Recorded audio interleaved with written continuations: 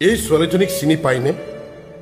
আপোনালোকৰ সন্মুখত বাটে কাটি ঘূৰি ফুৰা বহু পাগলী ছোৱালীৰ ভিৰত থকা এইজনীও তেনে এজনী পাগলীয়ে। তাইৰ মনটোৱে বহু কথা কয়, বহু সুখৰ কথা, বহু দুখৰ কথা, বহু কষ্টৰ কথা, আৰু এখন যুদ্ধৰ কথা। তাইৰ সেই কথাবোৰ কোনে বুজি নাপায়।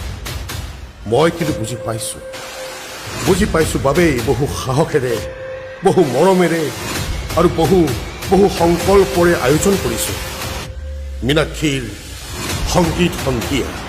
2025-26 নাট্যবৰ্ষত নতুন আশাৰে, নতুন সংকল্পৰে, নতুন চমকেৰে আবাহন থিয়েটাৰৰ বৰ্ণাঢ্য আয়োজন।